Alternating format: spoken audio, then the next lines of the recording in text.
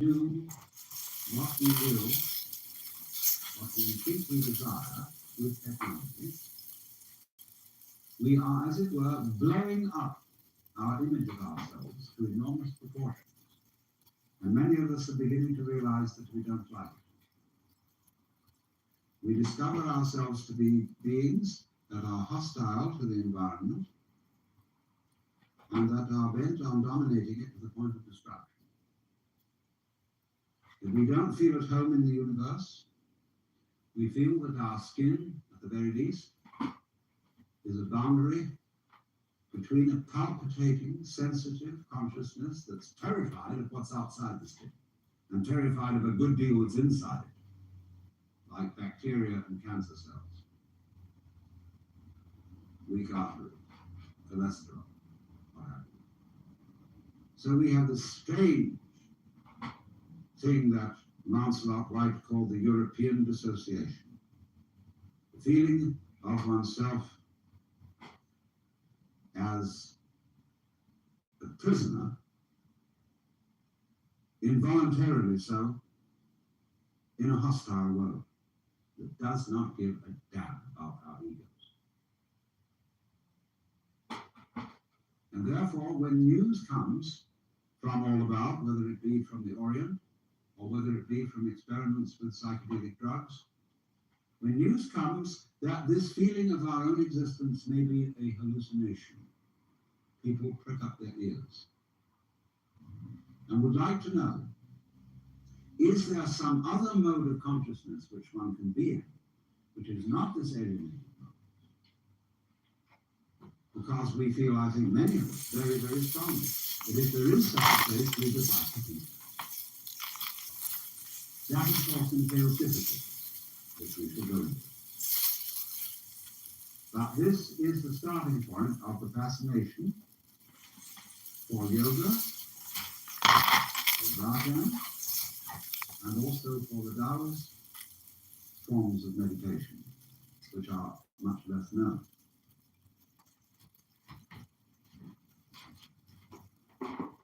But there arise problems about this when we are going to convey these disciplines to Western people.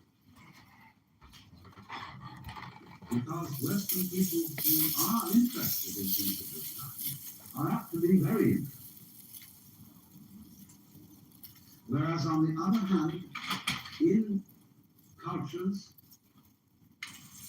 where things of this kind have been known for thousands of years, there is a tendency for them to become rather rotish. And therefore, the way of teaching these disciplines, which many Asian teachers use, are designed not for mature adults, but for relatively young people who are not interested in learning. In other words, when a kind of religion, let's take Zen Buddhism, or in Chinese it is called Chan, when after some years pious people have followed these disciplines and learned to enjoy them, they have a way of telling their children that you ought to enjoy this too. See? And we would like you to go to the monastery. And furthermore, when there's the superstitious feeling that raising a son to be a monk or a priest redounds to one's own good merit in future lives, the more sons you send into the priesthood, the better. It's the same in Catholic countries. It was the same among the British in the Anglican Church during the 18th century, when the first son of the family went into the law, because he had then a good chance of being a successful politician. The second son went into the army, and the third son into the sea. And it was a matter of fun. They had no real interest in religion. They were not really curious.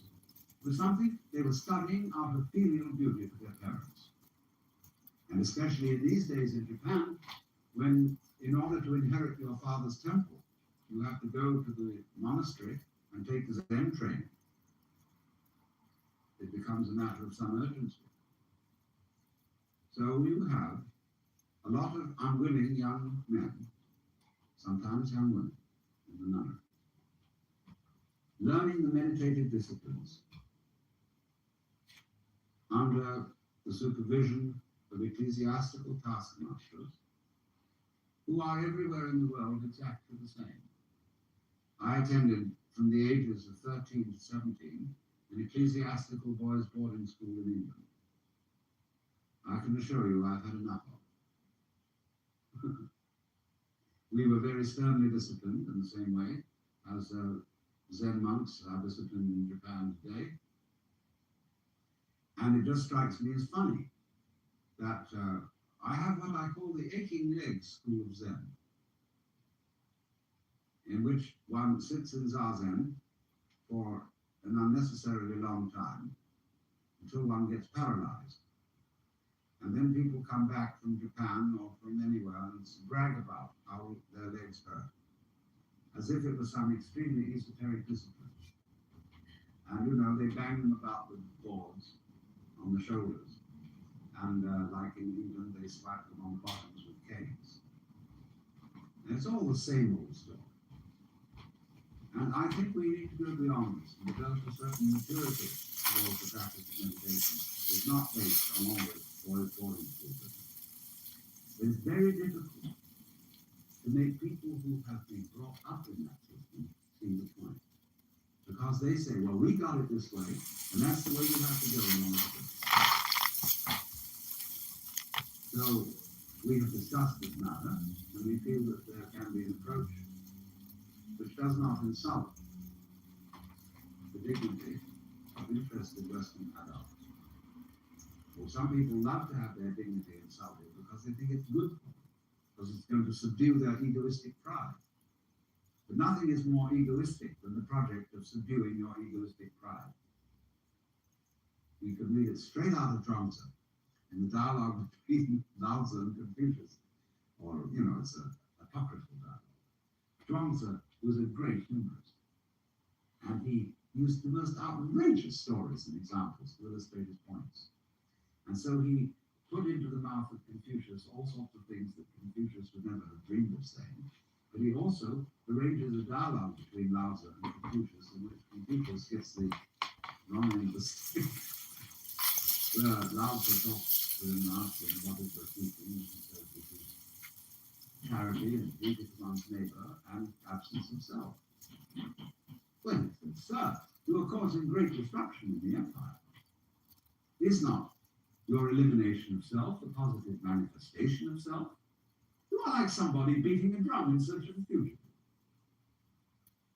I mean, we would say it is like the police about to raid a whorehouse with the sirens on, so that everybody hears them coming and runs away. You see? So in the same way, when you go after with a project to eliminate your selfishness, nothing could be more in the nature of spiritual pride. And you will work on it, and the more you work on it and get uptight and stiff, the more your spiritual bulge increases.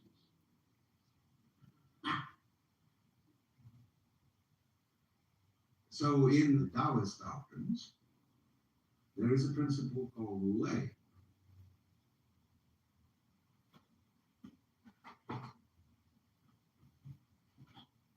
And this means, Wu means none or not, no, negation. Wei has a combination of meanings. It can mean action, making, but the best translation I've found for it is forcing.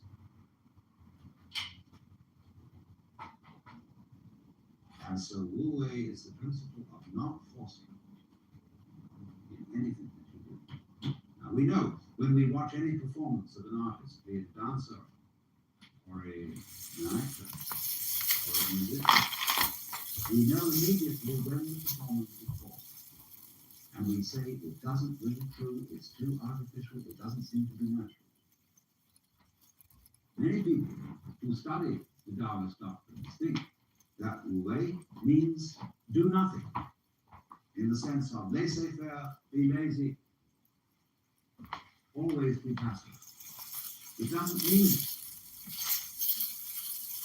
There is a time for action. when you study judo. You use muscle at the right moment. When your opponent is hopelessly overextended and off balance, and you add a little muscle to it and you throw him across the room. But only then. You never use muscle at the wrong moment. For as Shakespeare knew perfectly well, there is a tide in the affairs of men which, taken at its flood, leads on to fortune. And so Wu Wei is based on knowledge of the tide, the drift of things. Get with it. Wu Wei is the art of sailing rather than the art of rowing.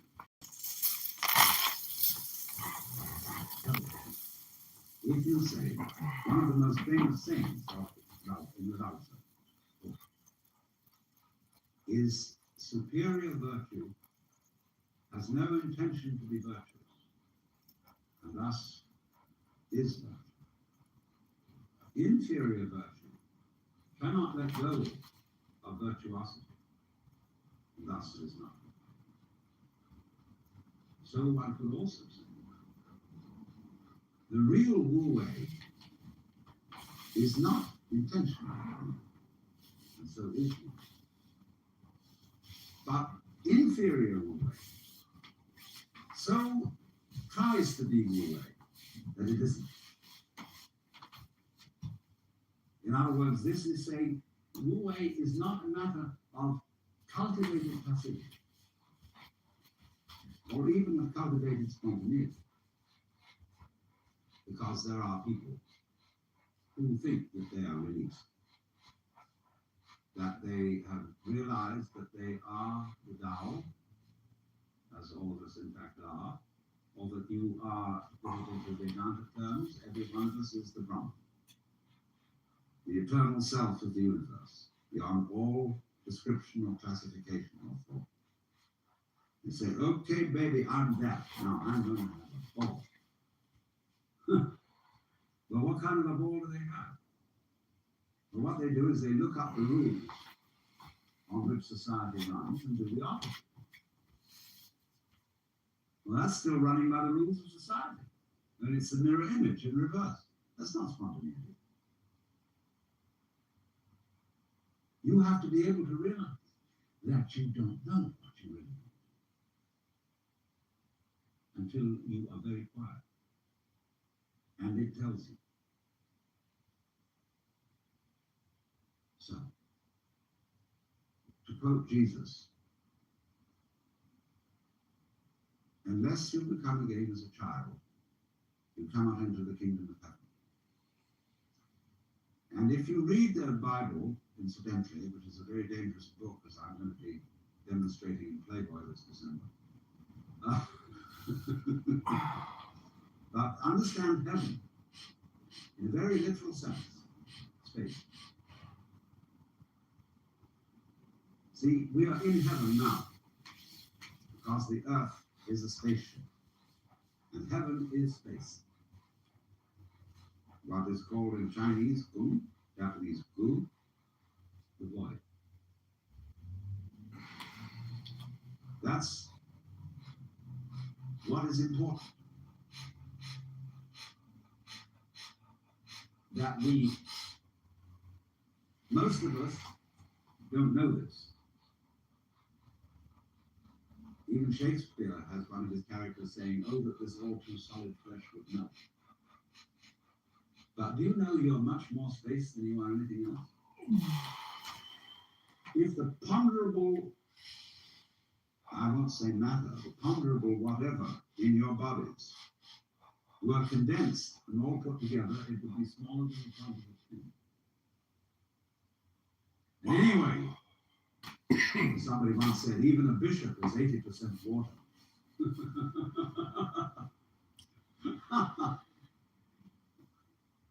We are airy nothings. So space is somehow very, very fundamental. We're going to this.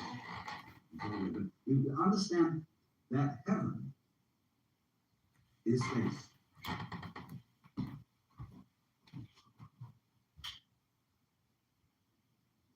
And all those references in those nursery rhymes that we learned as children at the hymns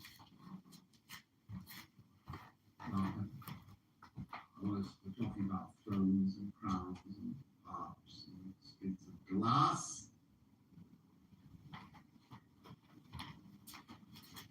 crystals, transparency, space. It comes down to space, which nobody can define, nobody can imagine, appears to be nothing, is the foundation of the universe.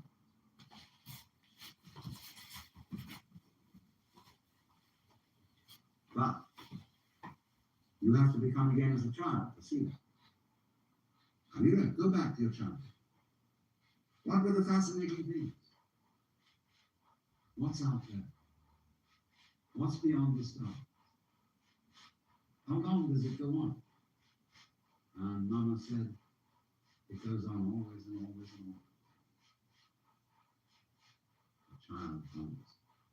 It's exciting. That there's something that never ends.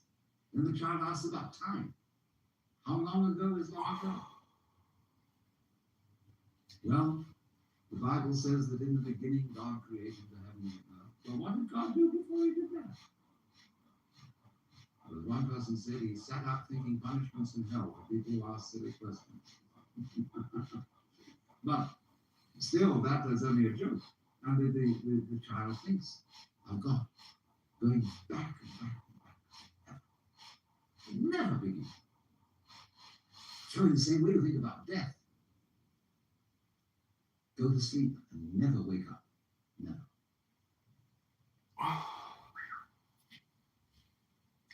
Why, it would be as if you never had existed. Not only you, but everything else. Which is, of course, the way things were before you were born. You just turn it backwards. You know, how about waking up after having never gone to sleep? That's quite a fraud. There's something fishy about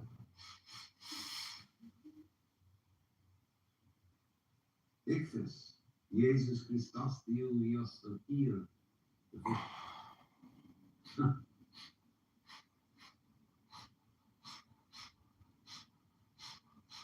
So we get a funny feeling when we think those questions really through.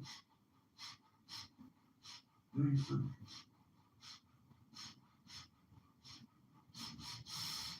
And children, see, love to get into that funny feeling. Children do all kinds of weird things. They like to spin around as fast as possible, so they watch the suddenly the whole ground is tilting. You do this thing with their eyes. And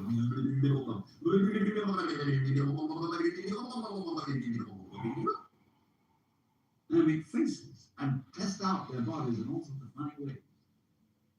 Because they know from the beginning that the world is weird. Strange thing. Because everybody knows what it's all about, only they won't admit it. Being brought up is being taught not to admit it, but you know very well what's going on. But in order to find out once more as an adult, you have to be coming in as a child. So what does that involve? Please, ladies and gentlemen, would you please check your ideas and opinions? First of all your philosophical and religious views, all your logic. Because I say check it at the door advisedly, because you can pick it up again when you go out if you feel unsafe without it. I'm not trying to argue you out of your opinions and views. I'm merely suggesting that for the sake of the experiment, you temporarily suspend and view what is as if you didn't even know how it was. Red is not red, blue is not blue. Hard is not hard, soft is not soft. Male is not male, female is not female. There is just this jazz.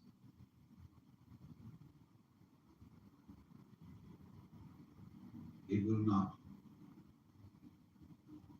be possible to compel yourselves into this way of looking at things because what Buddhists call habit energy is going on. And as I talk to you, you will find yourselves thinking in a compulsive and habitual way. This is red, this is green, this is something, this is nothing, this is solid, this is space. All right, but treat those thoughts that are going on in your head in exactly the same way as if they were. See? That's all they are. Like shapes in the spray as the sea breaks on the rocks. Now, please don't get agitated that this is an anti-intellectual point of view, that this is undermining the value of logic and reason and so on. We'll bring all that back later when we need it. But just for the time being, let's simplify. Close your eyes. Listen.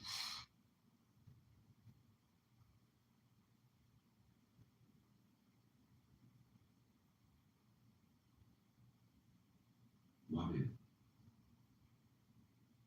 What is real and true? Honest. Here. Don't make it. Just as if it were me.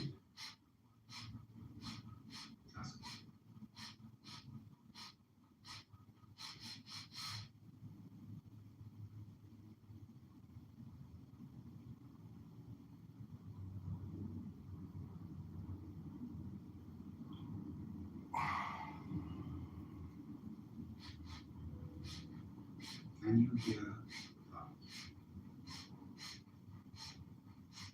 Can you hear the future?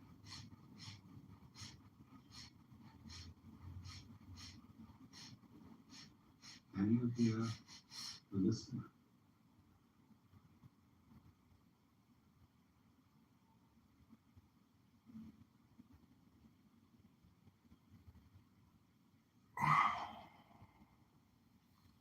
Where do the sounds come from? Ears alone, ears the palm of no hand. Let them tell you the truth.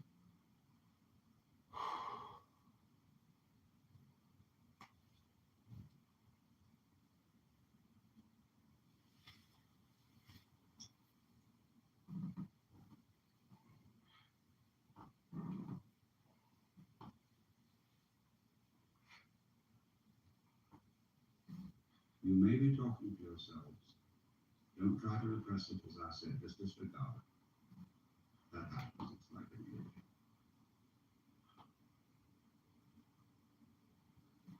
Really listen. Dig that sound.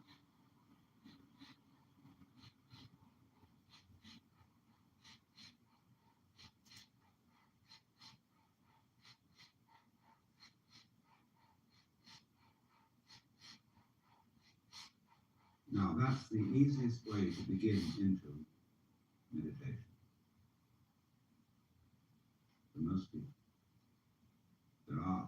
We're all different, of course, and there are different things for different people's temperaments. But I find it simplest to illustrate it by hearing without comment, so that you can get into tune with what is. You can't really get out of tune, because we don't know that. Maybe some of you do.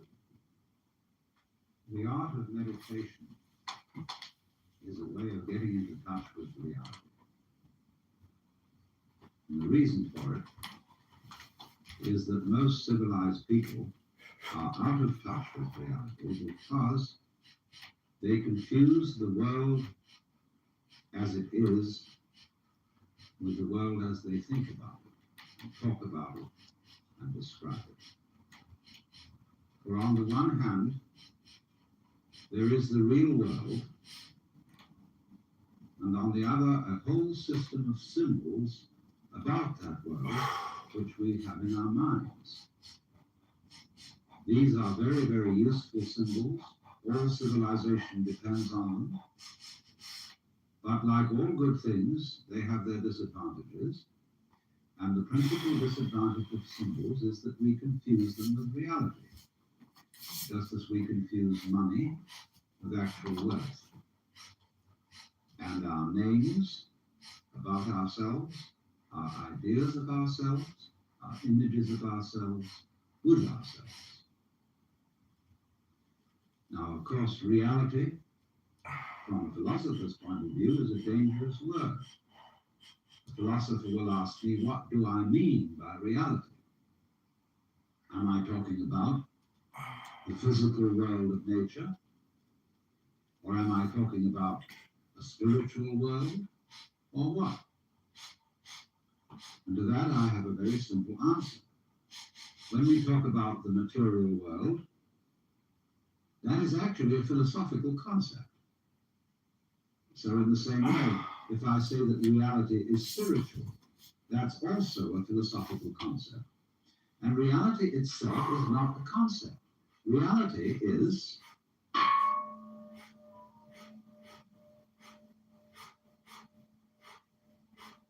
and we won't give it a name. Now, it's amazing what doesn't exist in the real world. For example, in the real world, there aren't any things, nor are there any events. That doesn't mean to say that the real world is a perfectly featureless blank. It means that it is a marvelous system of wiggles in which we describe things and events in the same way as we would project images on a Rorschach plot or pick out particular groups of stars in the sky and call them constellations, as if they were separate groups of stars. Well, they're groups of stars in the mind's eye, in our system of concepts. They are not out there as constellations already grouped in the sky. So in the same way, the difference between myself and all the rest of the universe is nothing more than an idea. It is not a real difference. And meditation is the way in which we come to feel our basic inseparability from the whole universe. And what that requires is that we shut up. That is to say, that we become interiorly silent and cease from the interminable chatter that goes on inside our skulls. Because you see, most of us think compulsively all the time. That is to say, we talk to ourselves. I remember when I was a boy, we had a common saying, talking to yourself is the first sign of madness. Now, obviously, if I talk all the time, I don't hear what anyone else has to say. And so in exactly the same way, if I think all the time, that is to say, if I talk to myself all the time, I don't have anything to think about except thoughts. And therefore, I'm living entirely in the world of symbols, and I'm never in relationship with reality. All right, now that's the first basic reason for meditation. But there is another sense, and this is going to be a little bit more difficult to understand, why we could say that meditation doesn't have a reason, or it doesn't have a purpose. And in this respect, it's unlike almost all other things that we do, except perhaps making music and dancing. Because when we make music, we don't do it in order to reach a certain point, such as the end of the composition. If that were the purpose of music, to get to the end of the piece, then obviously the fastest players would be the best. And so likewise, when we're dancing, we are not aiming to arrive at a particular place on the floor, as we would be if we were taking a journey. When we dance, the journey itself is the point. When we play music, the playing itself is the point. And exactly the same thing is true in meditation. Meditation is the discovery that the point of life is always arrived at in the immediate moment. And therefore, if you meditate for an ulterior motive, that is to say, to improve your mind, to improve your character, to be more efficient in life, you've got your eye on the future and you are not meditating. Because the future is a concept. It doesn't exist. As the proverb says, tomorrow never comes. There is no such thing as tomorrow. There never will be, because time is always now. And that's one of the things we discover when we stop talking to ourselves and stop thinking. We find there is only a present, only an eternal now. So it's funny then, isn't it, that one meditates for no reason at all, except we could say for the enjoyment of it. And here I would interpose the essential principle that meditation is supposed to be fun. It's not something you do as a grim duty. The trouble with religion, as we know it, is that it is so mixed up with grim duties. We do it because it's good for you. It's a kind of self-punishment. Where meditation, when correctly done, has nothing to do with all that. It's a kind of digging the present. It's a kind of grooving with the eternal now. And brings us into a state of peace where we can understand that the point of life, the place where it's at, is simply here and now. Well, now, in the art of meditation, there are various props, supports. One thing that we're going to use as a means of stilling chatter in the mind is pure sound. And for that reason, it's useful to have a gong. This is a Japanese Buddhist gong made of bronze and shaped like a bowl. Or you can use your own voice. Another prop in meditation is the use of incense. And that is because the sense of smell is our repressed sense. And because it's our repressed sense, it has a very powerful influence on us. And therefore, we associate certain smells with certain states of mind. And so the smell of incense is associated with peace and contemplation. And so it's advantageous to burn incense in meditation. The other prop is a string of beads. And these beads are used in meditation for an unconscious method of timing yourself. Instead of looking at a watch, you move a bead each time you breathe in and out, so that at a certain rate, you see there are always 108 beads on the rosary.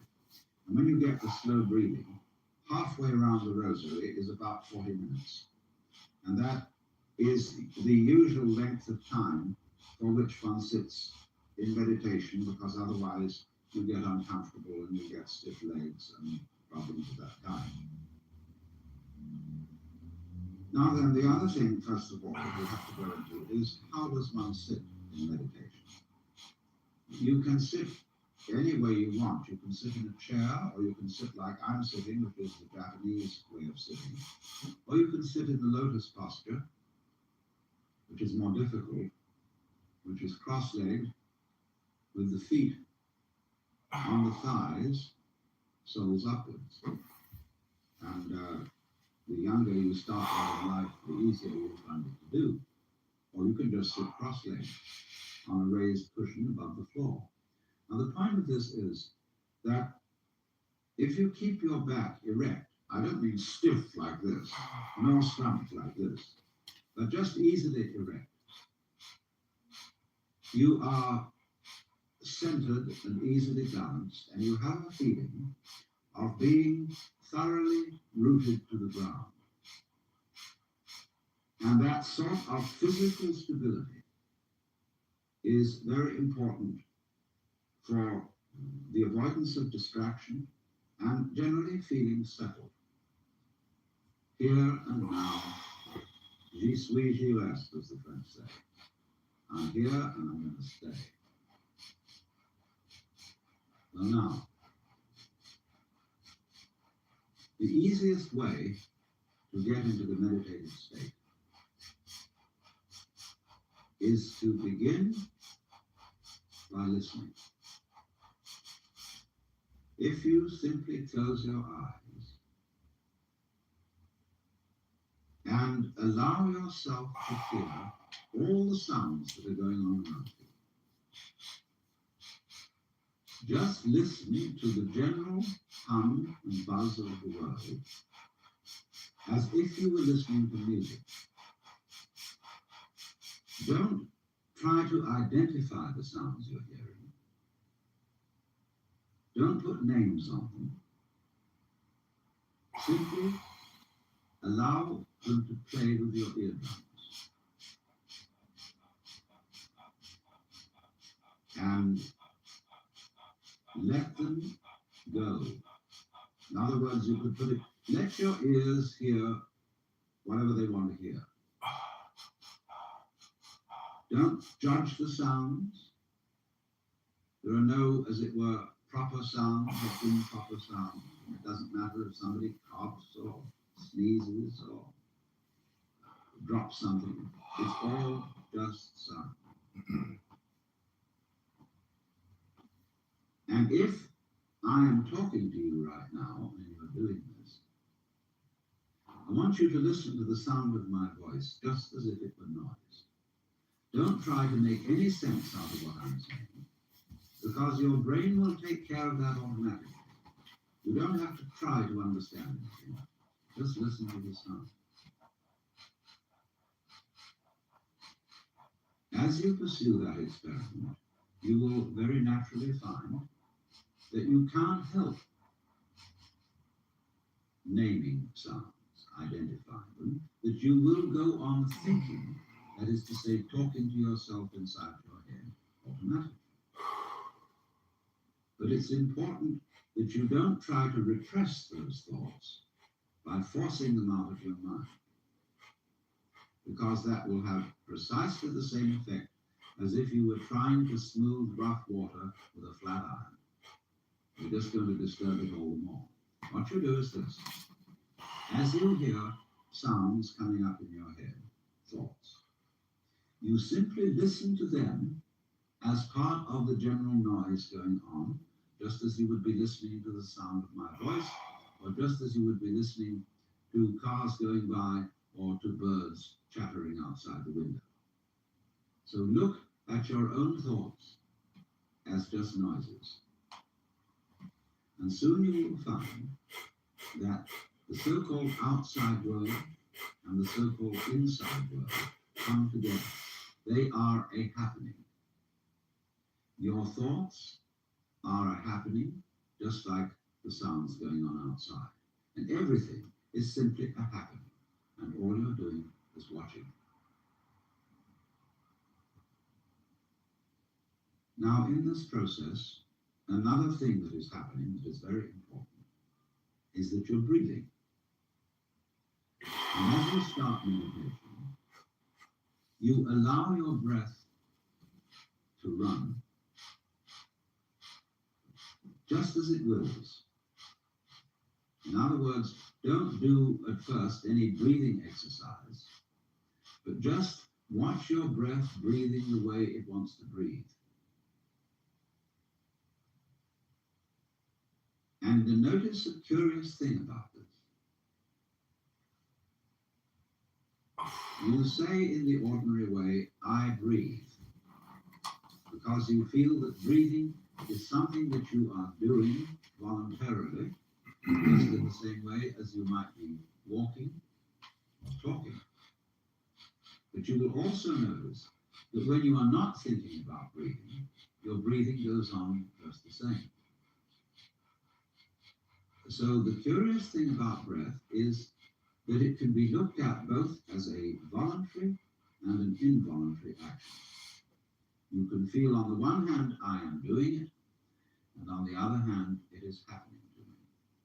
And that is why breathing is a most important part of meditation, because it is going to show you, as you become aware of your breath, that the hard and fast division that we make between what we do on the one hand and what happens to us on the other is arbitrary.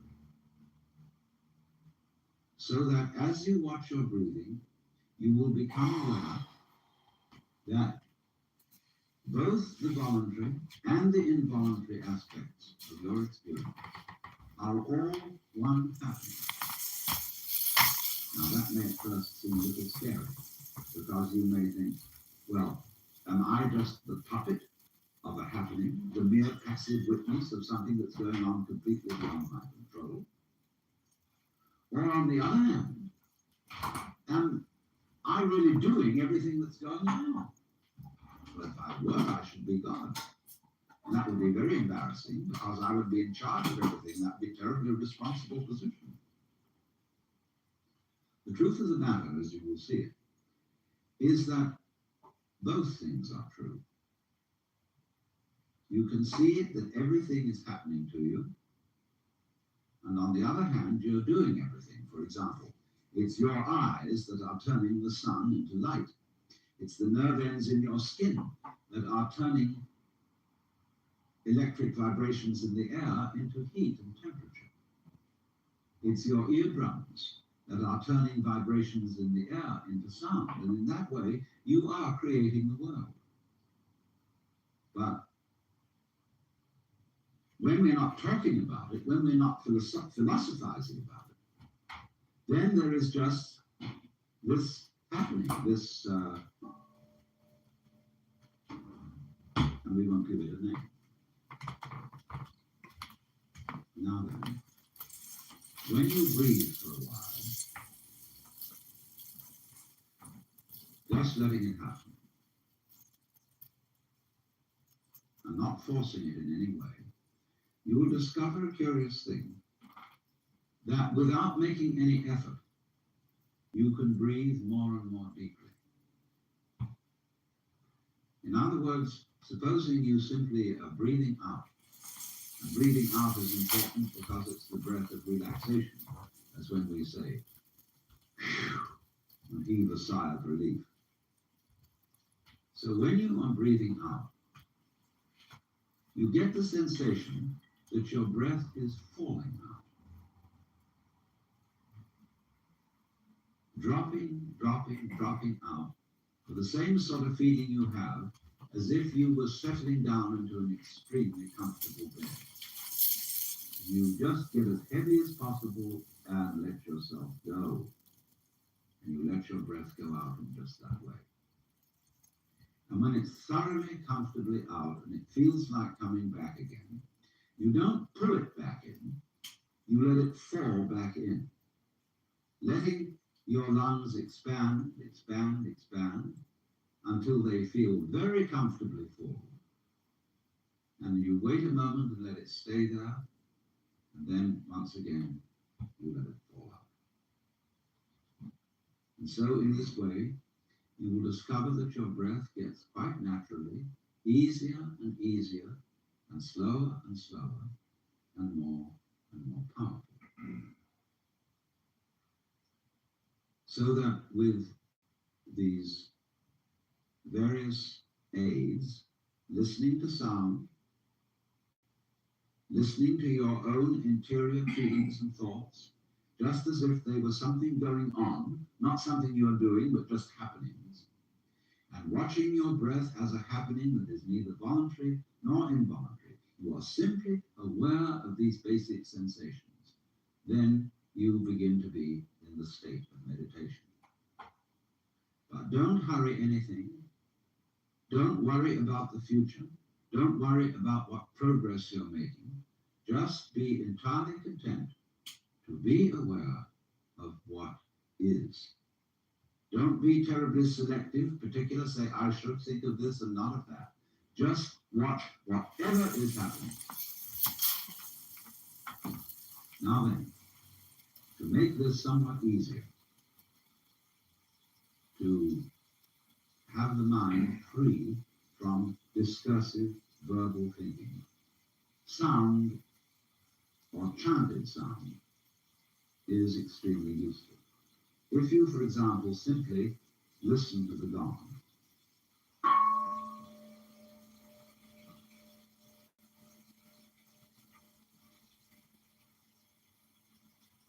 and let that sound be the whole of your experience. It's quite simple, it requires no effort.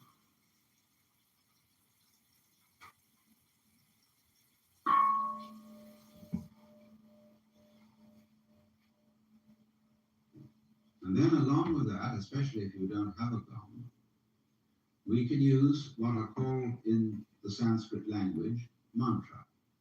Mantra are chanted sounds which are used not so much for their meaning as for the simple tone. And they go along with that easy kind of slow breath. One of the basic mantras is, of course, the sound Om. That sound is used because if you spell it out, A-U-M, it runs from the back of your throat to your lips, and therefore it contains the whole range of the voice. And for that reason, it represents the total energy of the universe. This word is called the pranava, the name for the ultimate reality, for the which, than which there is no witcher. And so, in this way then, if we chant it,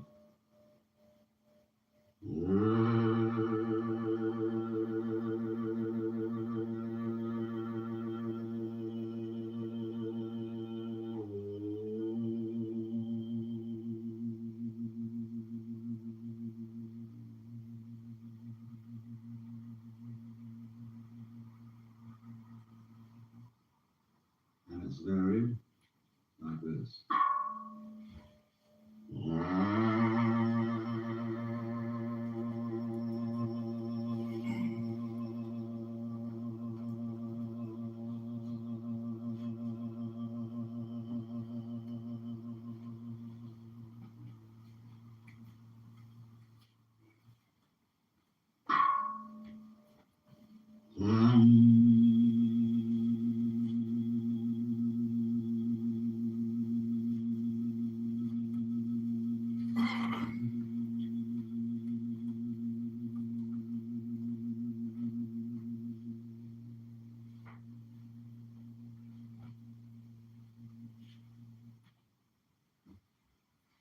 And you can keep that up for quite a long time.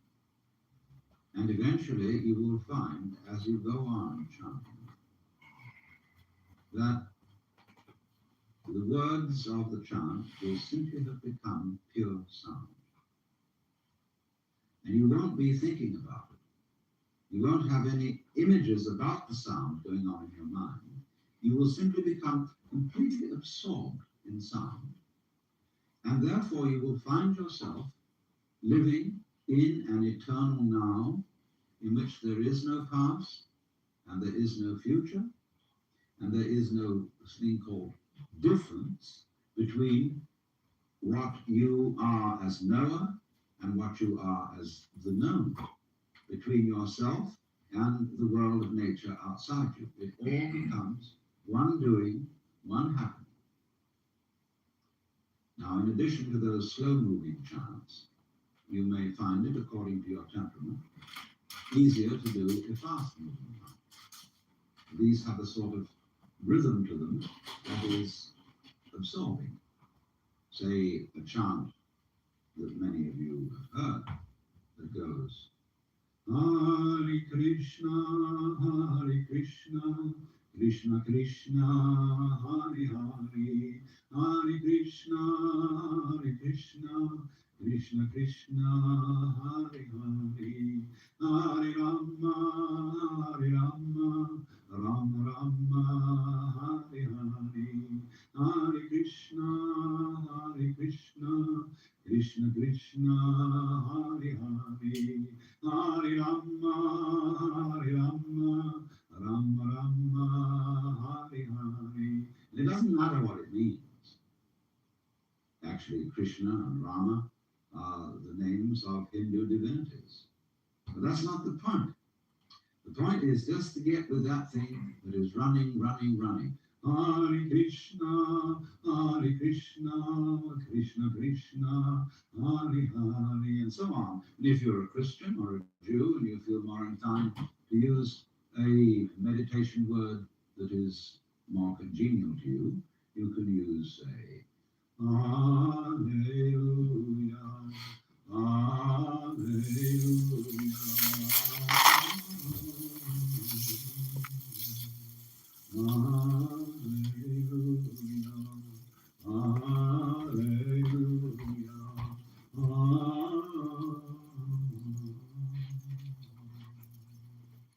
Or if you're a Mohammedan,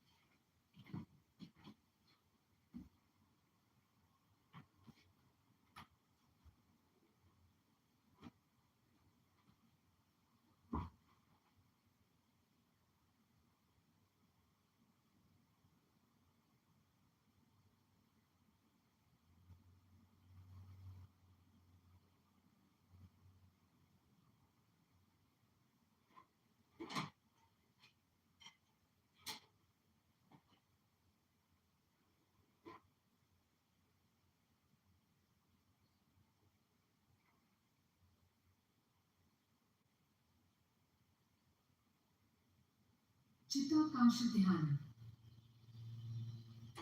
Chitakasha Dhyana is a meditation on the sky. Meditation on the sky is meditation on emptiness. The clear blue sky is intensely empty. To meditate on it is to enter into clarity. Choose a day when the sky is clear blue, cloudless and vast. In a quiet place, simply lie on your back and start looking at the sky. Don't blink, even if your eyes begin to water. Just keep staring. Your eyes will begin to hurt. Ignore the pain. Once the tears have cleansed your eyes, it will become easier to think. Don't start thinking about the sky. Don't start thinking about how wonderful and blue the sky is looking. The moment you start thinking about it, you separate yourself from the sky. Do not think about the sky. Simply enter into the sky. Just by looking, feel the clarity of the sky. Be aware of the purity of the blue sky. Enter into that clarity. Move deep into the sky. Go on looking deeper and deeper into the sky, as if you are looking for something further and further in its depth. Keep on staring till you become one with it. Not till you think you have become one with it. When you have become one with it, you will know for yourself. It may take an hour or more. Don't stop. Don't let your attention wander. Don't take your eyes off the sky. Now close your eyes. If the union has really happened, you will feel the sky inside yourself. You will feel that the sky has entered you. Your mind will drop away. Your thoughts will drop away. Just remain in that sky. In the beginning, it will be only for a few moments. But with practice, you will experience this state for longer and longer periods.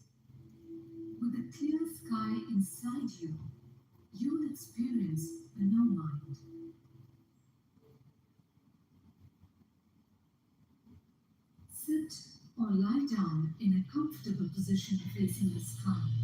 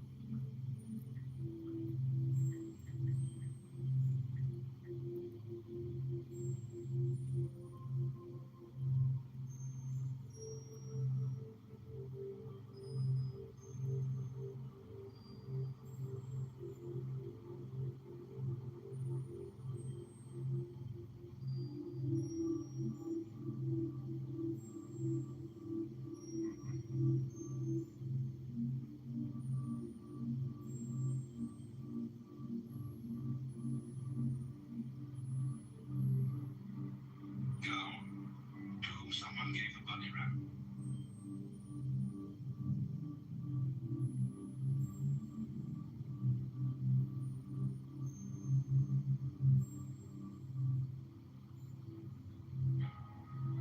She was so delighted with the bunny rabbit and stuff.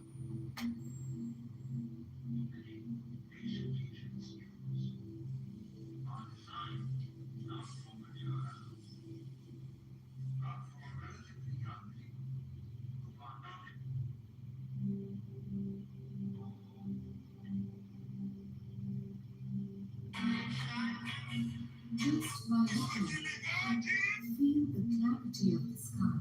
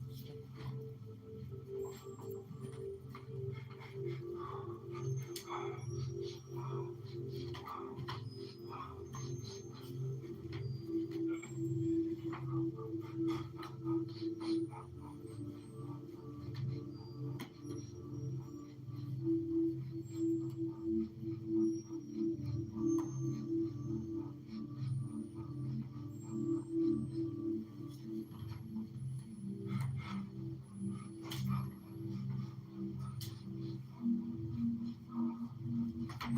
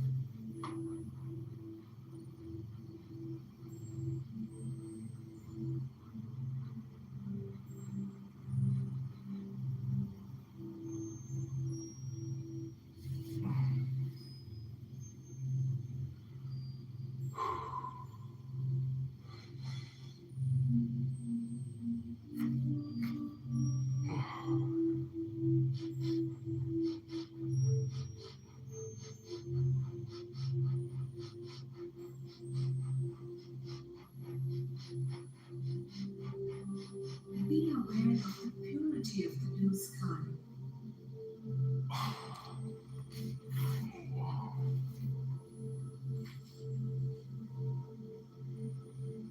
Enter into that clarity. Enter into that purity.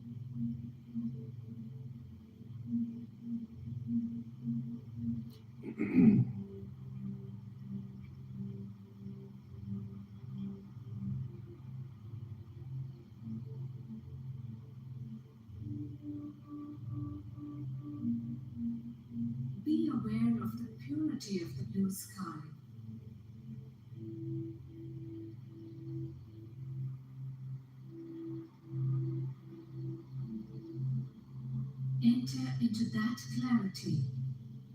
Enter into that purity.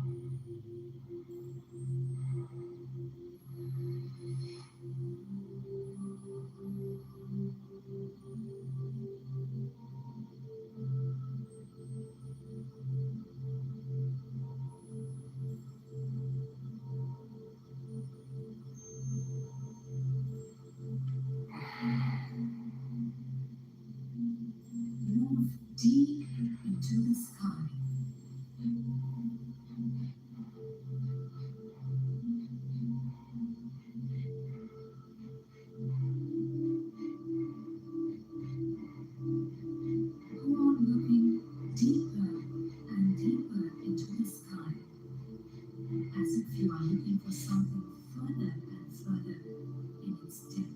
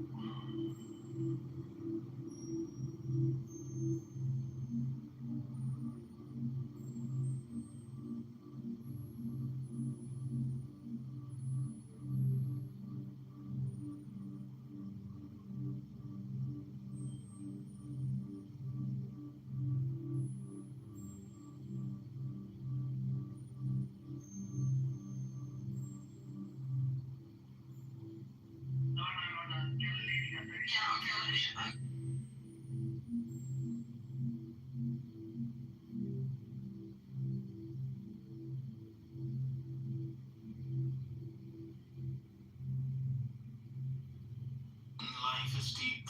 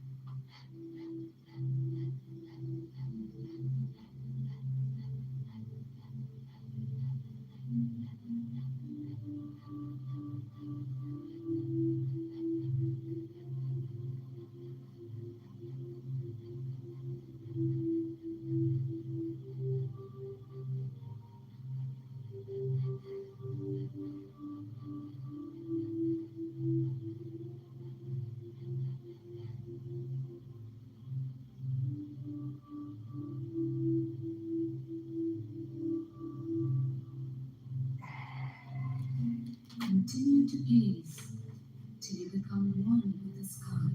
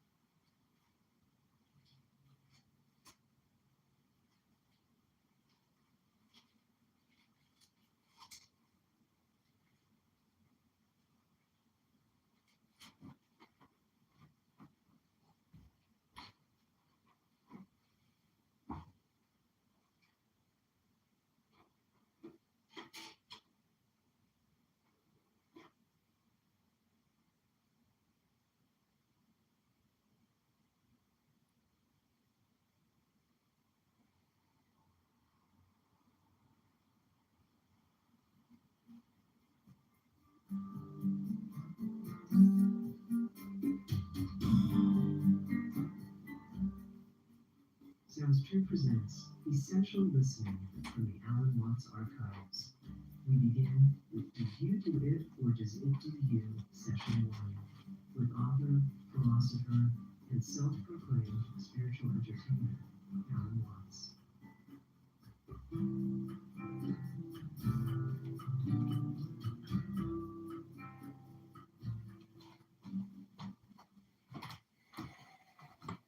I wonder if it's ever struck you how curious a thing it is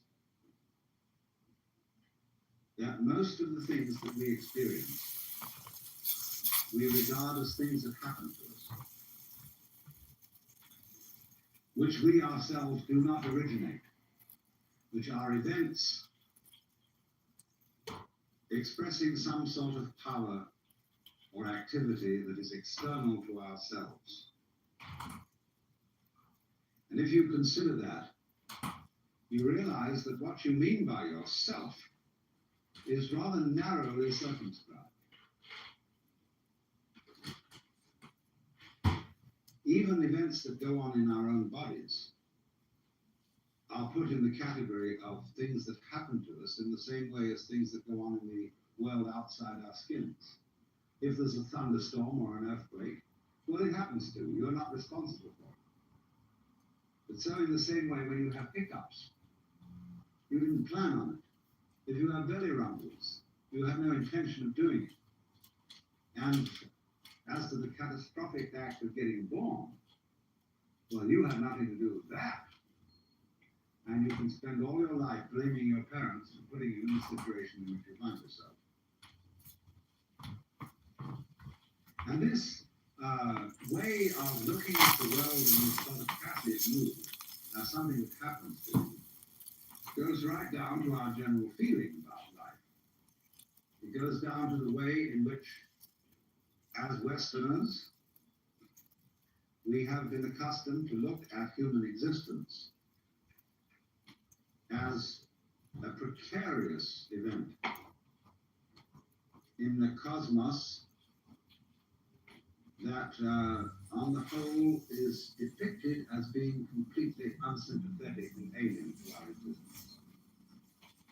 In other words, if you're reared with a 20th century, or shall we say an early 20th century common sense, which is based on the philosophy of science of the 19th century, with its rejection of Christianity and Judaism, you regard yourself as an accident, biological accident, in a stupid universe, which is mechanical, but has no feelings, no finer feelings. A vast, pointless gyration of radioactive rocks and gas in which you happen to occur. Of course, if you don't have that point of view and you are more traditional, you look upon yourself as a child of God. And therefore, under authority. In other words, there's a big boss on top of all this who allowed you, at his pleasure, to deign to have the disgusting effrontery to exist. And you better watch your P's and Q's, because that Almighty is looking after you, with the attitude that this is going to hurt me more than it's going to hurt you. And when you look at the world in that image, or in the other image that it's a stupid mechanism, either point of view you take, you don't really belong. You're not really part of all this. And I could use a stronger word than part, only we don't have it in English. We have to say something like connected with it, essential to it, or to put it in the strongest possible way, it is quite alien to Western thought to conceive that the external world, which is defined as something that happens to you, and your body itself as something that you are caught up with, it is quite alien to our thought to consider all that as you yourself. Because you see, we have such a myopic view of what oneself is. It's as if, in other words, we selected how much experience is really to be regarded as me. As if you focused your attention on certain restricted areas of the whole panorama of things that you experience. And say, I will take sides with that much of it. Now, we come here right at the start to an extremely important principle, which is the different points of view you get when you change your level of magnification. That is to say, you can look at something with a microscope and see it a certain way. You can look at it with the naked eye and see it in a certain way. You look at it with a telescope and you see it in another way. Now, which level of magnification is the correct one?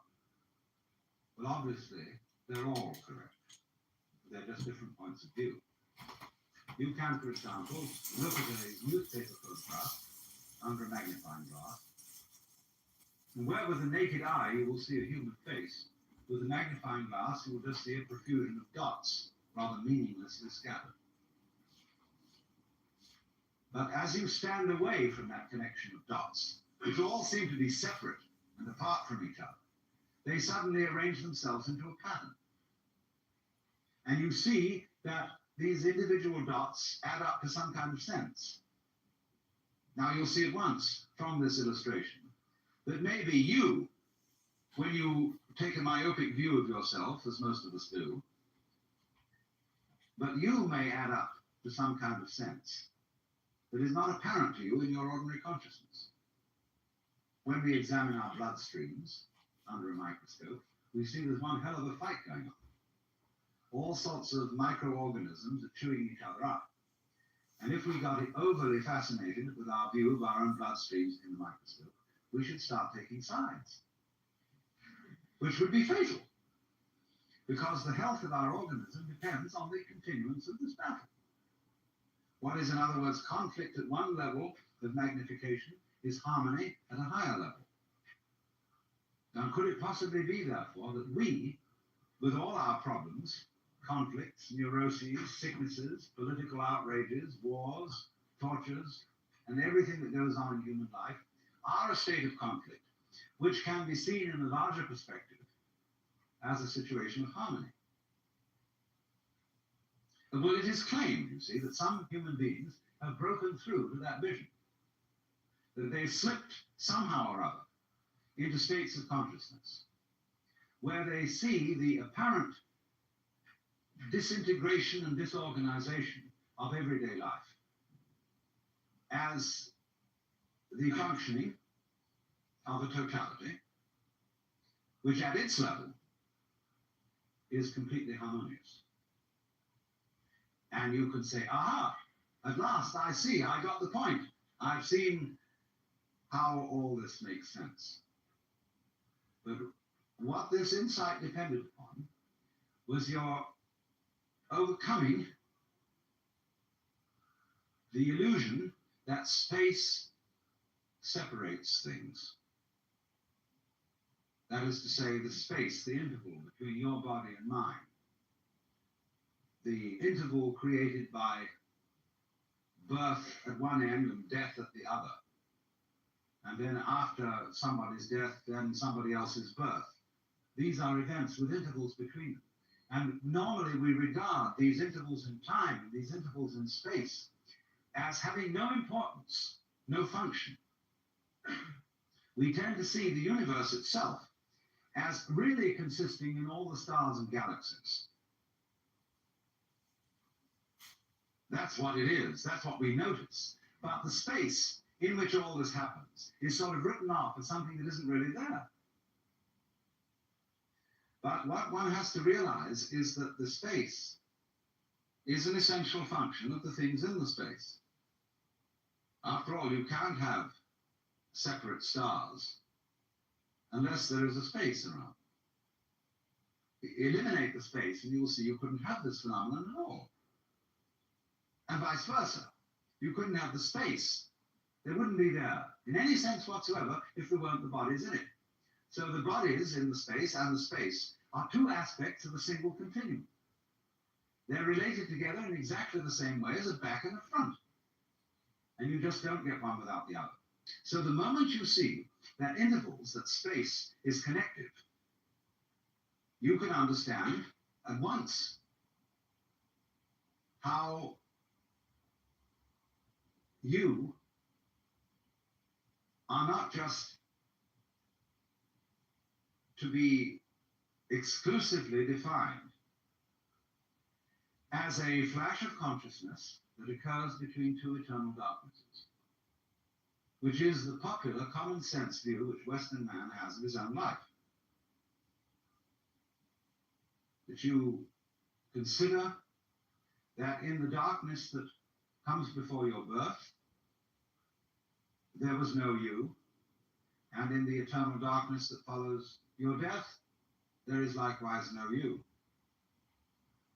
And I'm going to discuss these matters not by appealing to any special spooky knowledge, as if I had been traveling on the higher planes and knew all my previous incarnations and therefore could tell you authoritatively that you're much more than this individuality. I'm going to do it on a basis of complete common sense, that everybody has access to the facts. And that just what you have to realize is that life is a pattern of immense complexity. And what you call yourself as a living organism, say, I am my whole body at the very least. Now, what is that body? That body is recognizable, and I recognize my friends when I meet them again, with luck, and you recognize me. Although the last time any of you saw me, I was absolutely something entirely different from what I am now. Just as the flame of a candle is never a constant. The flame of a candle is a stream of hot gas. Only you say the flame of the candle as if it were a constant. Well, it is a recognizably constant pattern. The spear-shaped outline of the flame and its coloration is a constant pattern. But in exactly the same way, we are all constant patterns. And that's all we are. The only thing constant about us at all is the doing rather than the being. It's the way we behave, the way we dance. Only there's no we that dances. There's just the dancing. Just as the flame is the streaming of hot gas, just as a whirlpool in a river is a whirling of streaming water. There is no thing that whirlpools. There is the whirlpool. And in the same way, each one of us is in a very, very delightfully complex undulation of the energy of the whole universe. Only by our process of miseducation, we've been deprived of the knowledge of that fact. Not as if there was someone to blame for this, because it's always with our own tacit consent. Because life is basically a game of hide and seek. Because life is pulsation, on and off. Here it is, and now it isn't.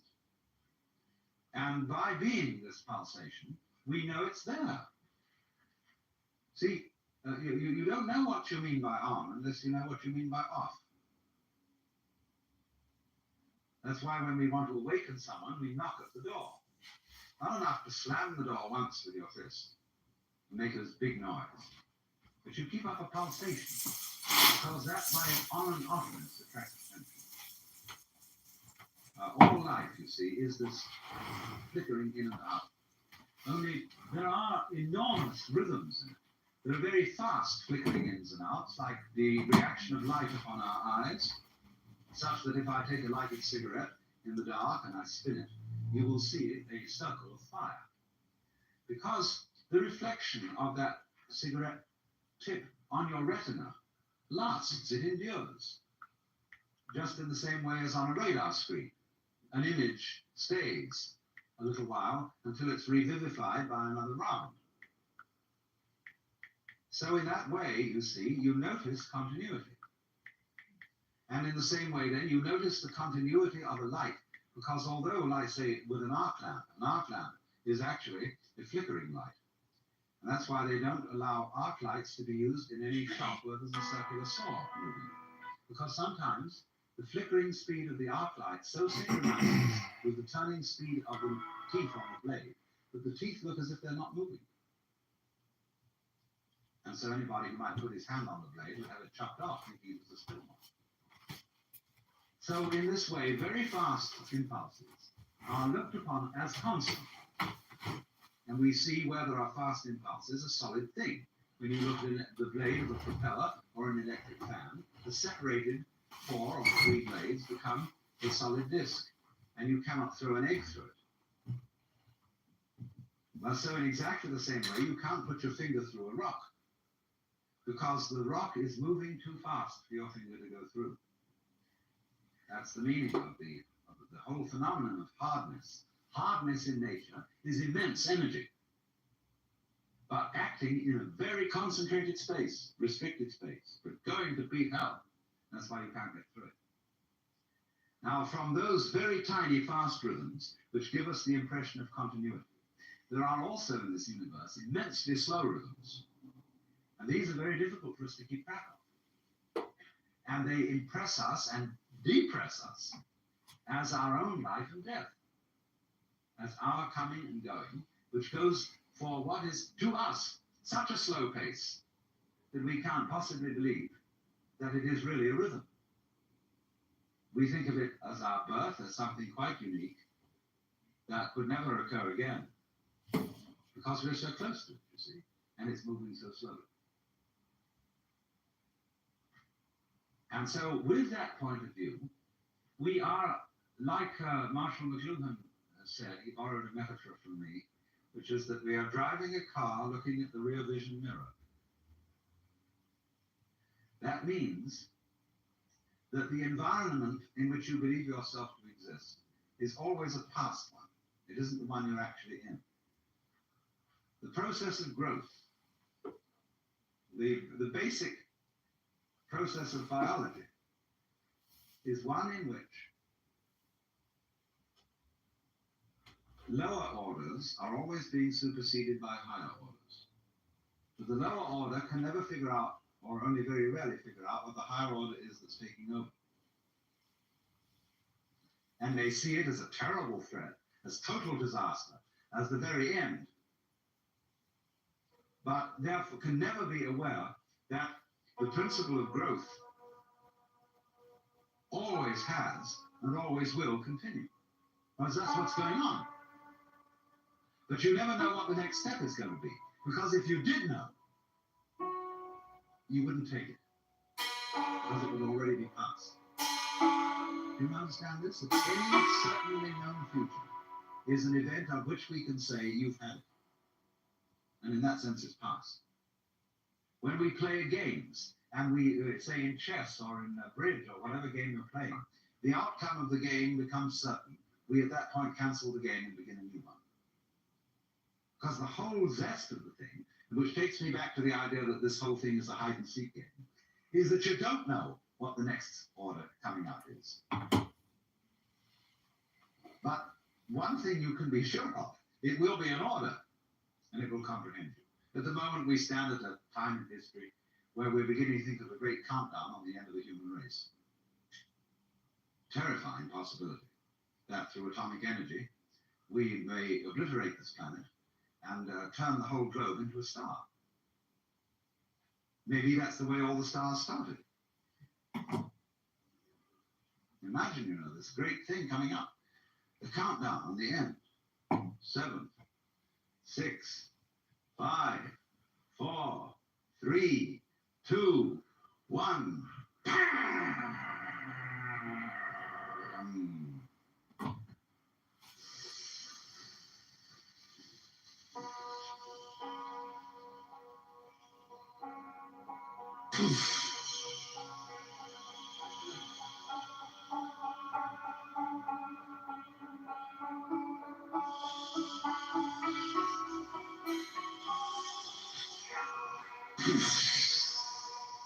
Where have you heard that? You sit on the seashore. You'll hear the waves going in and out. And we don't stop to think. That's what you're doing. That's what the whole business is doing. And we places where the wave mounts and mounts, it gets too big for its roots. We didn't do that. But very important to realize that that's what you're doing. Then you don't get panicked.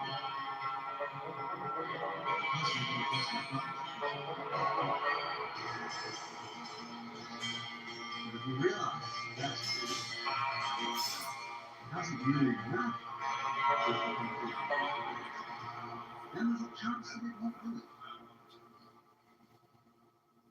That's the only chance we have. Not to do this thing which attracts us like a kind of vertigo, like a person who looks over a precipice and is all set to throw himself over. Or a person who jumps out of a plane when they're skydiving and forgets to pull the parachute ring because he gets fascinated with a target. It's called target fascination. He just goes straight at it. See? So we can get absolutely fascinated with disaster, with doom. All the news in the newspapers is invariably bad news. There is no good news in the newspaper. People wouldn't buy a newspaper. One's for loneliness, loneliness being Even a the free driver. press is full of terrible news. Except the San Francisco Oracle. And the fascination, you see, for this doom I will might be place my neutralized if we would say, well, Hawaii, what a of limb, cutting off this pleasure No bother about front that. thy foe with the darkness is it's the just fountain of another existence. fluctuation in this huge, marvelous, endless chain of our own selves The and our one own who lives identity. mindfully sent. See, here's the problem. Because of our myopia, because of the way we've, as it were, restricted consciousness to focus upon just that certain little area of experience that we call voluntary action.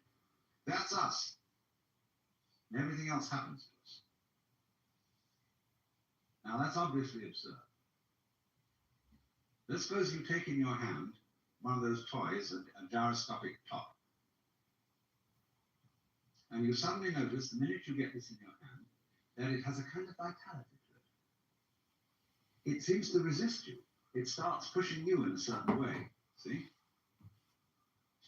And sometimes you're with it, and following it. And then sometimes you see, it's just as if you held a living animal in your hand. You know, you pick up a hamster, you know, or a guinea pig. And you hold this little thing in your hand, it's always trying to escape. So the gyroscope always seems to be trying to escape your hold. Now, in exactly the same way, what you're experiencing, all sorts of things are getting out of control and doing things you don't expect. It's trying to escape your hold. Right, they don't grab it. And you discover that this living thing that you're feeling, like the gyroscope top, it's your own. Because you can see very simply that you would not understand the experience that you call voluntary action and decision, being in control, being yourself, unless in opposition there was something else. You couldn't really have self and control and will unless there was something other, out of control, and instead of will, want. It's the two together only that produces the sensation of control having personal identity. Only there is a fine thing about human consciousness that we can work out very carefully in this concept. It is that our attention is captured by the figure rather than the capture. And a relatively enclosed area rather than the diffuse area.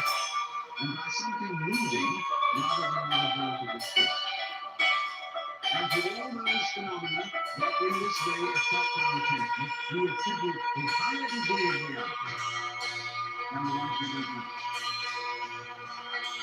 That's only because, for the moment, those are non-threatening. Consciousness is illumined. It is standing in the position of just in the same way the picture is given to us. And remember, as I said, doesn't matter. The vast areas of space where there are roots and different so and so knows how high. Whereas the collective consciousness behind it only pays attention to that invisible thing. And with the matter of water, every single detail of its clothing, its safety, its strong, and its limits. Necessary not really to remember exactly how much more we get from the and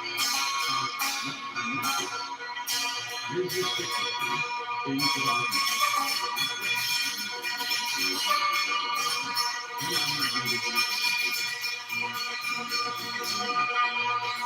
by and large, we see we stand here, but we pay attention only to what our set of values tells us we ought to pay attention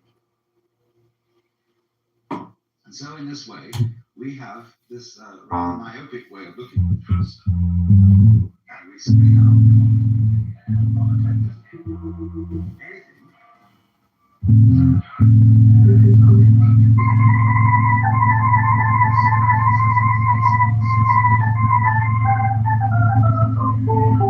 but quite obviously, you as a complete individual are much more than the scanning system. You are in relationships with the external world that on the whole are incredibly harmonious. Going back to this illustration of every living body as something like the flame of a candle. The energies of life in the form of temperature, light, air, and food, and so on, are streaming through you all at this moment in the most magnificently harmonious way. And you're, all of you, far more beautiful than any candle flame. Just sitting in these chairs, just going. You know? Only we're so used to it. We say about that so what?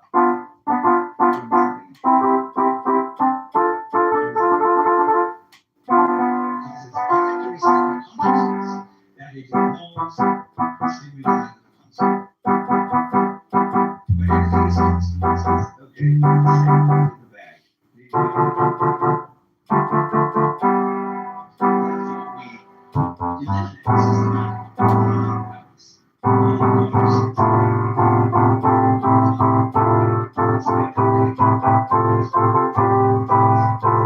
consciousness. Which is all right, but we make too much of it. And we make so much of it that we identify our very selves, I, ego, with the radar, with the troubleshoot. And that's only tiny fragments of one's total being. So that if you do become aware that you are not simply that scanning mechanism, but you are your complete organism, then very swiftly, in turn, as a consequence of that, you become aware that your organism is not the way you think about it when you look at it from the standpoint of conscious attention, from the standpoint of the ego. From the standpoint of the ego, is your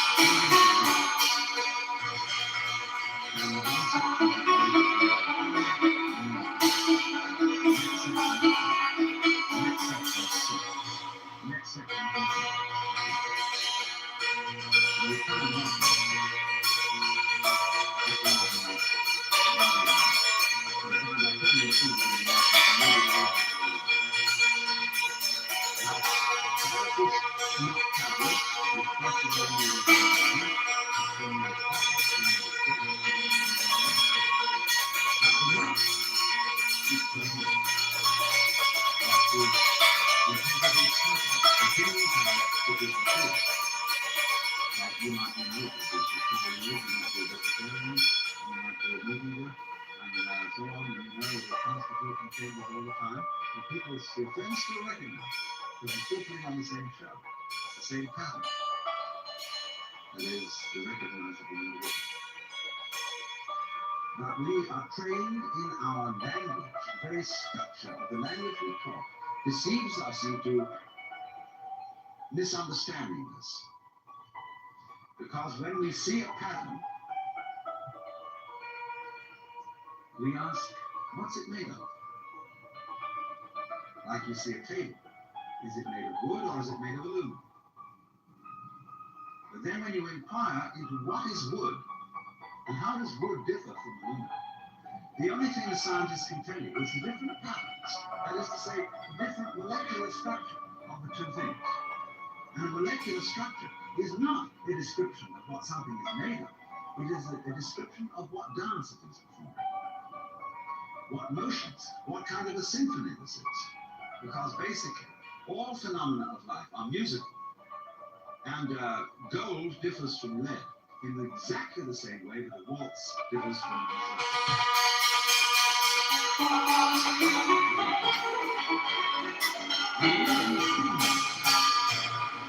That is a deception we get into because we have two parts of speech in our grammar. We have nouns and verbs. And verbs are supposed to describe the activities of nouns. And this is simply a convention of speech. You could have a language with only verbs in it. You don't need any nouns, or you could also have a language with the nouns only and no verbs. And it would have perfectly adequately describe what's going on in the world. So if you were used to speaking with a language that had one part of speech, you could say just as much as we can with two, and be a lot clearer. Only at first it would sound awkward, but you'd soon get used to it. And then when you got used to it, it would be a matter of common sense that the patterning of the world is not some kind of stuff that's patterned. You don't have to seek for a substance underlying all things, it's patterning. And we're all that. And so in this way, there is, to a person who really wakes up, you very soon realize that your existence is not something that is just the hopeless little creature that's suddenly confronted with a great big external world that goes at him, and eats him up. Every tiniest little thing that comes into being, every minute little fruit fly on the net, or bacterial, I will go so far as to say is an event upon which this whole cosmos depends. This thing goes both ways. It's not only that every little organism which exists depends on its total environment. The reverse is also true, that the total environment depends on each and every one of those little organisms. So that you could say this universe consists of an arrangement of pattern in which every event is essential to the whole thing.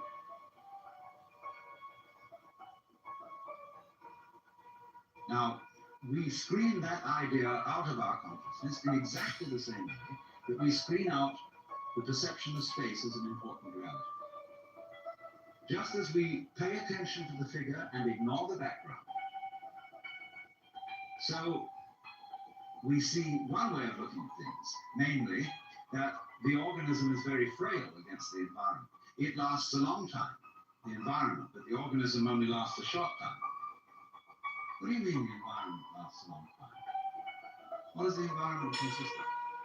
Just a lot of little things. And yet there is the environment just as the same way as there is the face in the newspaper photograph behind all those little dots. When you get far enough away from it, you see the face. When you get far enough away from all the organisms and the little bits of things, you see the environment. In another scale of magnification. But actually, the whole thing is arranged in a polar system where the enormous depends on the tiny and the tiny depends on the enormous. And you get a relationship between these extremes, which can be called a transaction. That is to say, a transaction when there's buying and selling. It's impossible to have buying without selling and selling without buying. So you always, wherever you are looking at the general panorama of sensory experience, try switching. Try shifting your attention to all the things you thought were unimportant, to the constants, to the background, and begin looking at the spaces between them.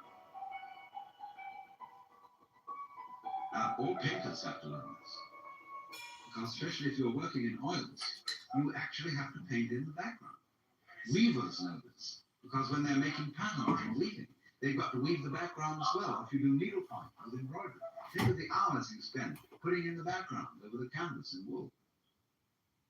And you become aware of it. Same way the people who made the great Oriental carpets. They're much more aware of the background as constituting an essential part of the total experience. So as you become aware of this, you'll see the same thing that you notice in music, namely that it is only as a result of hearing the interval between tones that you hear any melody. If you don't hear the interval, you're tone deaf, and all notes are the same noise. All you hear is rhythm. You don't hear anything else. You've got to hear the interval. So then watch the intervals between people. The things that aren't said, the things that are tacit, the things that are implicit rather than explicit.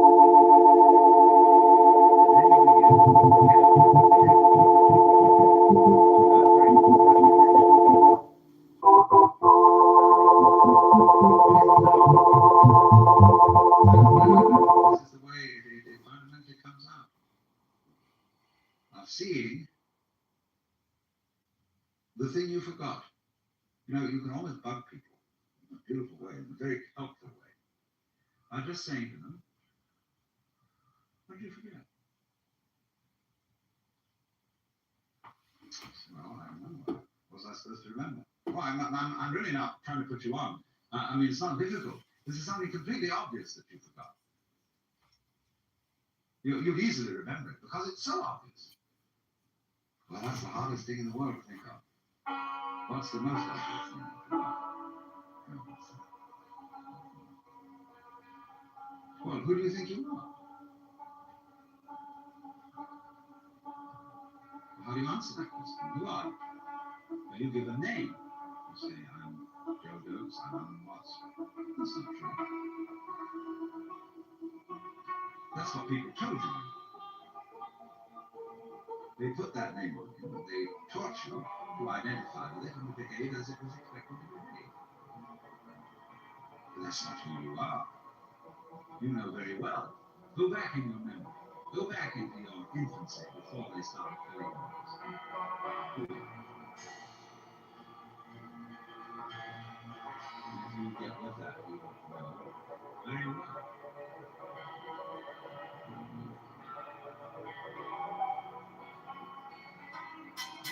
On the old ancient of days.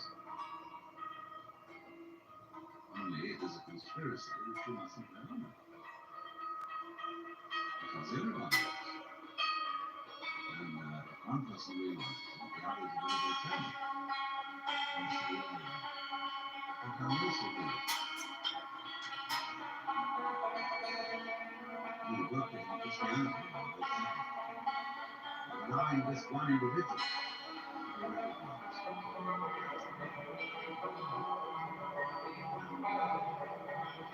Nobody else, since he had been safely crucified, this guy, he didn't bother anybody. So everybody, therefore, is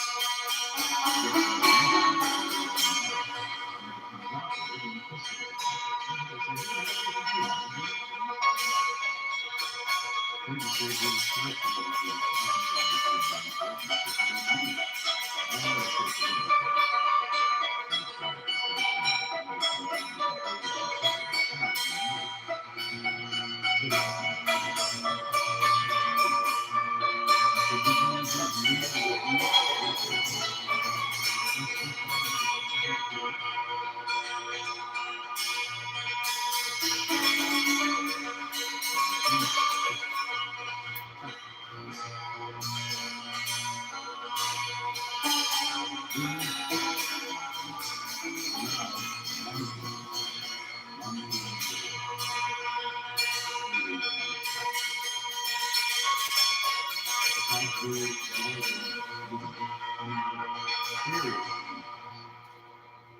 which the individual is simply involved in something that happens to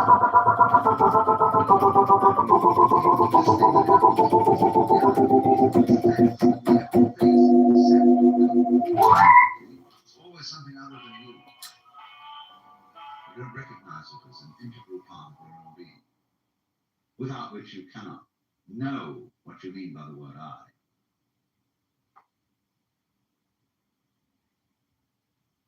But in the truth of the matter is that if you will face it out, every single one of us knows that that isn't true.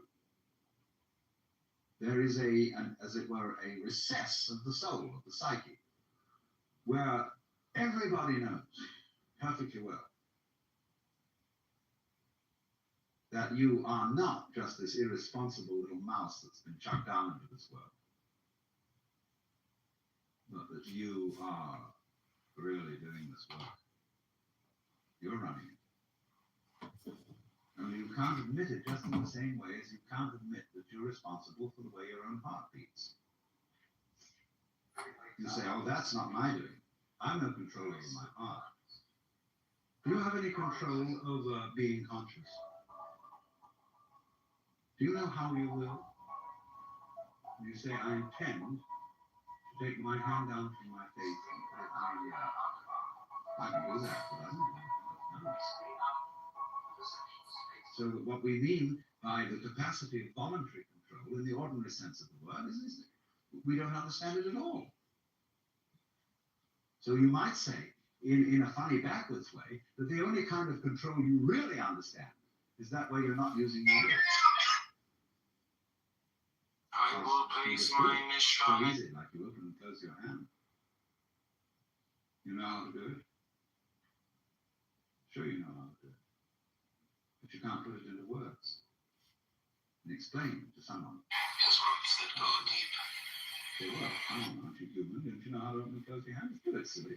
I will place my linger But is. we don't realize it. I Just will as we place know my how to do it, Mishkan, my we know Mashkan, literally equally mine. how to A turn the sun parable, one person loved another and how said, to my do love this, for how you so how.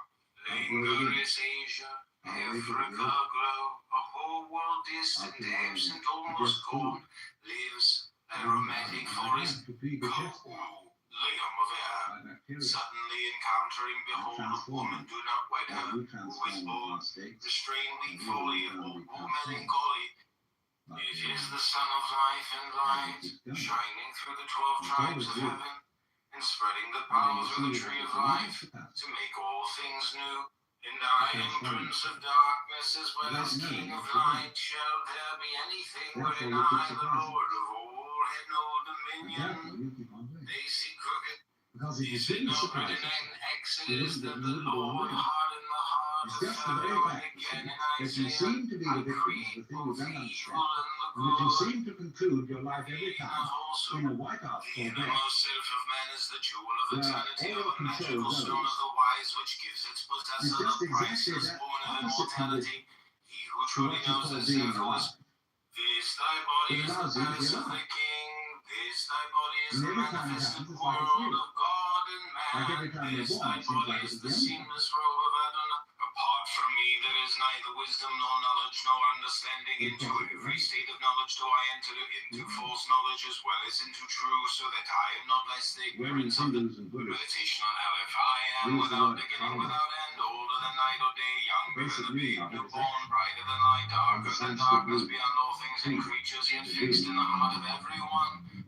A seeker concentrating on mindfulness advances like a fire consuming the chains of bondage, both great and small, among the lay personage, having developed a high degree of mindfulness. mindfulness, rejoice in mindfulness, As a man delighting in the sows, domain so of the also noble shall he reap. ones.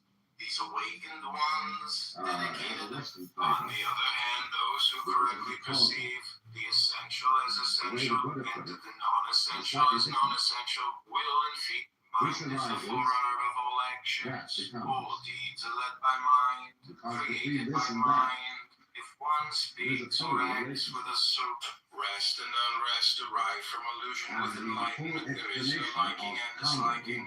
All dualities come from ignorance.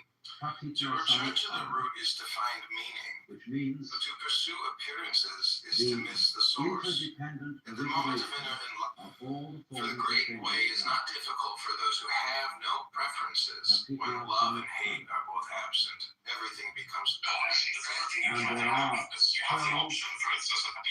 links, shall we He was say, talking about this. in the chain of interdependent origination, constituting a circle. And the existence of the circle depends on the presence of every one of the links. The From one meditation point on of how view, if I am without the beginning, without end, older than night or day, younger than the babe newborn, brighter than light, darker than darkness, beyond all things and creatures, yet fixed in the heart of everyone. the From me the shining worlds flow forth to me. of the vicious circle in which most people and Yeah. beings are living, That's where we start. I asked myself what this literally came across when it's like you understand about the world. the round of birth and death, the Bhava Chakra, the wheel of Bhava which is becoming. And so going round and round and round in the endless game of hide and seek is from one point of view bondage. Bondage to karma. And if you study the Bhagavad Gita, which is not a Buddhist book but a Hindu scripture, Krishna, The meditation on how the if I am spokesman of the without Buddha, explains that the wise man is one who does what is called nishkama karma, nishkama, Nishkama, meaning passionless activity, in the sense that he acts without seeking a result, without being motivated by the fruits of action, and therefore is not bound by his own action.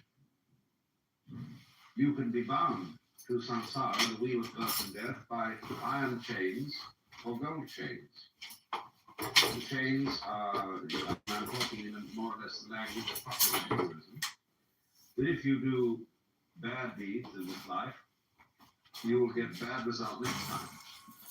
If you do good deeds in this life, you may be reborn as an angel or as a monk, in which you'll get a better chance of liberation. But still, so long as you're looking for results, be they good or evil, you're still bound. Now, the way in which one becomes, as it were, free of karma involves another Buddhist point of view, which is a kind of a different way of looking at the chain of interdependent origination. It's the way which the Japanese call Jiji Muge. That is to say, the mutual interpenetration of all things in the universe.